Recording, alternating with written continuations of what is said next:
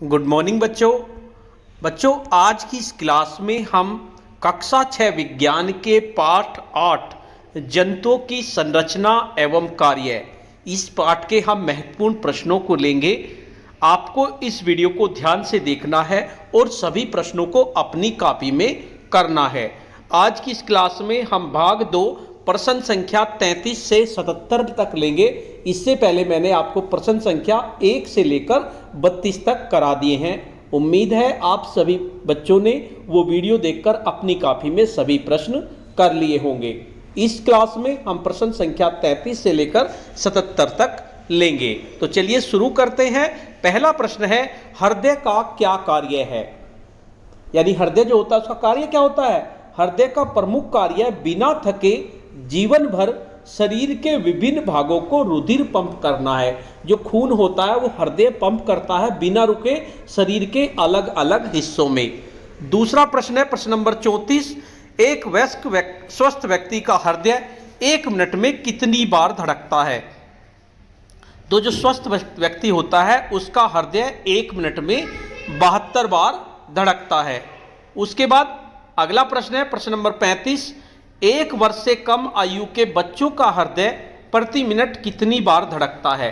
तो जो 1 वर्ष से कम आयु के बच्चे होते हैं, छोटे बच्चे होते हैं, उनका हृदय 1 मिनट में 100 बार धड़कता है, जबकि वयस्क का कितनी बार धड़कता है? 72 बार। उसके बाद अगला प्रश्न है, प्रश्न नंबर 36, हृदय की धड़कन कब तेज बढ़ जाती है? तो हृदय की धड़कन कब बढ़ेगी? हृदय की धड़कन तापमान, क्रोध, डर एवं मानसिक चिंता से बढ़ जाती है। उसके बाद नेक्स्ट प्रश्न है, प्रश्न नंबर 37, रक्त को छानने का कार्य कौन सा अंग करता है?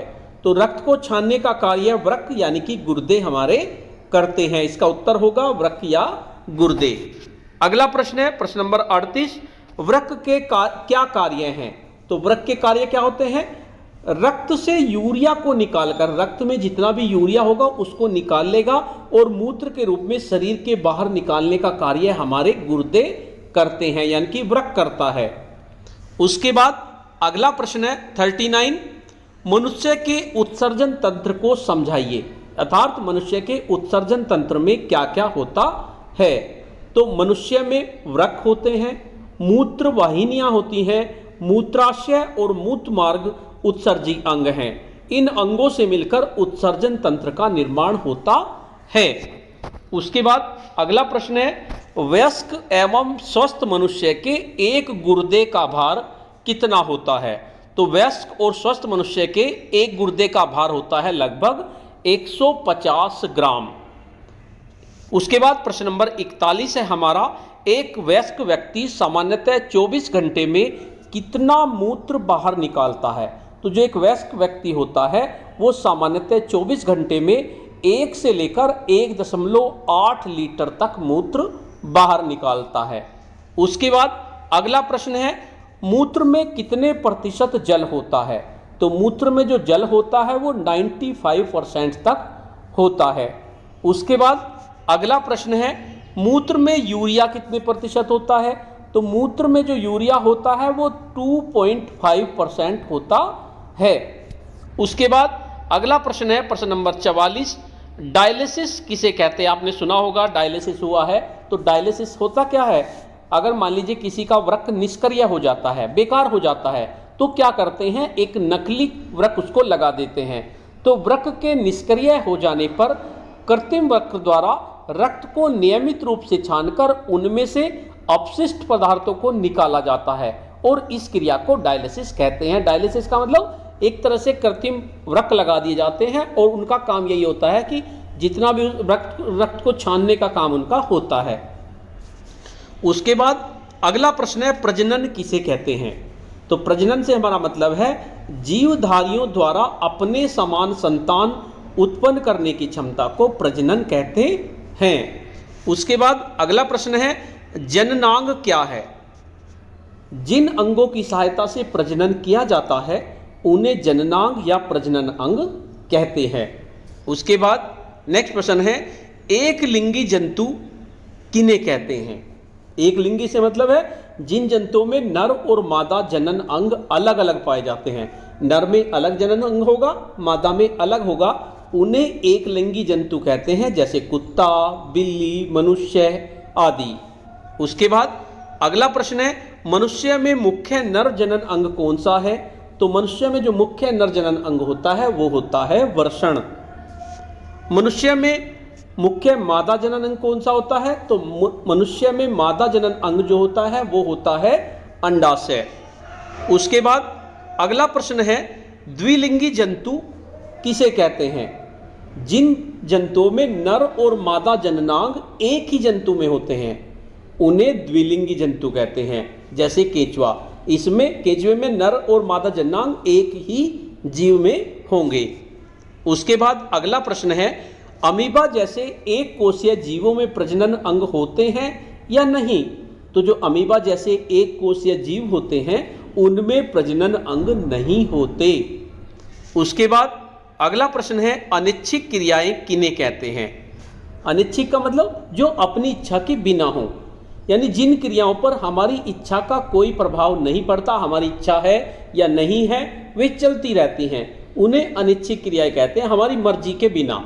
जैसे अचानक धमाका होने पर चौंक जाना, अचानक धमाका होगा आप एकदम चौंक जाएंगे, तो इसका मतलब आपकी इच्छा तो थी नहीं। उसके बाद गर्म वस्तु अचानक छू जाने पर हाथों को तुरंत हटा लेना, ये भी हमारी क्या होगी? अनिच्छिक क्रिया। उसके बाद अगला प्रश्न है, इच्छिक क्रियाएं किन्हें कहते हैं? जिन कार्यों को हम दिमाग से सोचकर समझकर अपनी इच्छा अनुसार करते हैं, जैसे पढ़ना, खेलना, बात करना, इनको कहते हैं इच्छिक क्रियाएं। अगला प्रश्न है, शरीर में घटित होने वाली समस्त क्रियाओं के नियमन और नियंत्रण के लिए कौन सा तंत्र पाया जाता है? यानी जितनी भी घटनाएं होती हैं उनके नियमन और नियंत्रण के लिए, तो वो होता है हमारा तंत्रिका तंत्र। उसके बाद अगला प्रश्न है, मनुष्य के तंत्रिका तंत्र में कितने मुख्य भाग होते हैं? तो जो मनुष्य का तंत्रिका तंत्र होता है उसमें 3 मुख्य भाग होते हैं। पहला हमारा मस्तिष्क यानी कि दिमाग, दूसरा रीढ़ रज्जु और तीसरा तंत्रिका है। ये 3 चीज काम करती हैं। उसके बाद अगला प्रश्न है, तंत्रिका कोशिका किसे कहते हैं?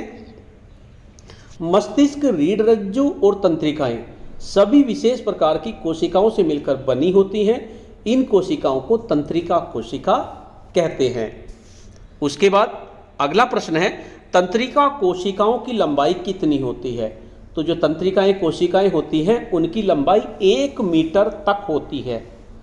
अगला प्रश्न, तंत्रिका कोशिकाओं का क्या कार्य है?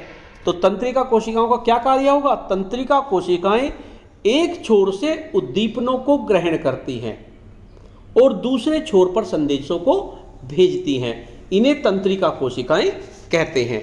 अगला प्रश्न है, उन जंतुओं के नाम बताओ जिनके शरीर में तंत्रिका तंत्र नहीं पाया जाता। ऐसे भी जीव हैं जिनमें तंत्रिका तंत्र नहीं होता, तो वो कौन कौन है? अमीबा और स्पंज। उसके बाद अगला प्रश्न है, अमीबा और स्पंज संवेदनाओं को कैसे ग्रहण करते हैं? तो अमीबा और स्पंज जो है उनमें तंत्रिका तंत्र तो होते नहीं, लेकिन वे पूरे शरीर द्वारा, समस्त शरीर द्वारा संवेदनाओं को ग्रहण करते हैं। अगला प्रश्न है, किन जंतुओं में तंत्रिका तंत्र तो पाया जाता है लेकिन पूर्ण विकसित नहीं होता? हाइड्रा, एस्केरिस, केंचुआ, इनमें तंत्रिका तंत्र तो होता है लेकिन पूरा विकसित नहीं होता। अगला प्रश्न है, हमारे शरीर में कितनी ज्ञानेंद्रियां होती हैं? तो ये बहुत महत्वपूर्ण प्रश्न है। हमारे शरीर में 5 ज्ञानेंद्रियां पाई जाती हैं। ये कौन कौन सी हैं? कान, आँख, नाक, जीभ और त्वचा। उसके बाद अगला प्रश्न है, श्रवणेंद्रिय किस ज्ञानेंद्रिय को कहते हैं? श्रवणेंद्रिय, तो श्रवण का मतलब सुनना, जो सुनने के काम करे तो उसे क्या कहेंगे? कान। अगला, कान के क्या कार्य हैं? तो कान सुनने और शरीर का संतुलन बनने में सहायक होते हैं। ऐसा सुनने का ही काम नहीं करते, इसके साथ साथ शरीर का संतुलन भी कान बनाते हैं। उसके बाद कुछ जीवों के नाम बताइए जिनमें बाह्य कर्ण नहीं पाए जाते, जो बाहर के कान होते हैं। जैसे हमारे कान है बाहर के, ऐसे कुछ जीव होते हैं जिनमें बाहर कान नहीं होते। तो ऐसी कौन कौन होती है? मछली, मेंढक, छिपकली, पक्षियाँ, इनमें बाह्य कर्ण नहीं होते। उसके बाद कुछ जीवों के नाम बताओ जिनमें बाह्य कर्ण पाए जाते हैं। तो बाह्य कर्ण किस किस में पाए जाते हैं? और सबसे पहले तो मनुष्य में ही होंगे तथा खरगोश में देखे आपने चूहा, हाथी आदि स्तनधारियों में बाह्यकर्ण होते हैं। अगला प्रश्न है, मनुष्य के कान के कितने भाग होते हैं? तो मनुष्य के कान के 3 भाग होते हैं, बाह्यकर्ण, मध्यकर्ण और आंतरिक कर्ण।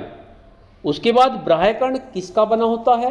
तो बाह्यकर्ण कार्टिलेज का बना होता है, यानी उफास्ती होती है, बहुत मुलायम होती है, या लचीला और रोमयुक्त होता है। मध्यकर्ण किसे कहेंगे? मध्यकर्ण किसे कहते हैं? यह कर्ण गुहा में स्थित होता है। इसमें कर्णपटह, झिल्ली और 3 छोटी छोटी अस्थियां होती हैं। उसके बाद अगला प्रश्न है, आंतरिक कर्ण किसे कहते हैं? तो आंतरिक कर्ण से हमारा मतलब है यह अर्धपारदर्शक झिल्ली की बनी एक कला ग्रहण के रूप में होता है। उसके बाद अगला प्रश्न है, बाह्यकर्ण और मध्यकर्ण के क्या कार्य हैं? तो बाह्यकर्ण तथा मध्यकर्ण ध्वनि तरंगों को ग्रहण कर आंतरिक कर्ण तक पहुंचाने का कार्य करते हैं। उसके बाद अगला प्रश्न है, आंतरिक कर्ण के क्या कार्य हैं? तो आंतरिक कर्ण का संबंध श्रवण तंत्रिकाओं द्वारा मस्तिष्क से होता है, या सुनने का कार्य करता है, तो शरीर के संतुलन में भी कार्य करता है।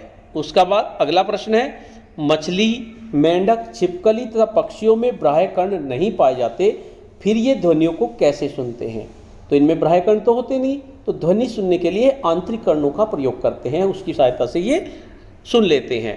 अगला प्रश्न है, कौन सी ज्ञानेंद्रियां दृश्येंद्रिय भी कहलाती हैं? दृश्य का मतलब देखना, तो कौन सी होती है? वो होती है हमारी आंख। अगला प्रश्न है, आंख बाहर से आंखों का केवल कितने प्रतिशत भाग दिखाई देता है? तो आंख जो होती है बाहर से केवल उसका 1/5% भाग दिखाई देता है, क्योंकि बहुत बड़ी होती है, तो इसमें 1/5 भाग ही हमें दिखाई देता है। हमारी आंखों में किस प्रकार का लेंस होता है? तो आंखों में जो लेंस होता है वो होता है उत्तल लेंस। उसके बाद कुछ जीवों के नाम बताइए जिनमें आंखें नहीं पाई जाती। तो वे जीव हैं हाइड्रा और केचुआ, इनमें आंखें नहीं होती। तो बच्चों, आज मैंने आपको 77 तक प्रश्न कराए। पार्ट 2 है, आप पार्ट 1 और पार्ट 2 को देखकर 77 तक प्रश्न अपनी कॉपी में कर लीजिए। इससे आगे के प्रश्न हम अगली क्लास में लेंगे। धन्यवाद।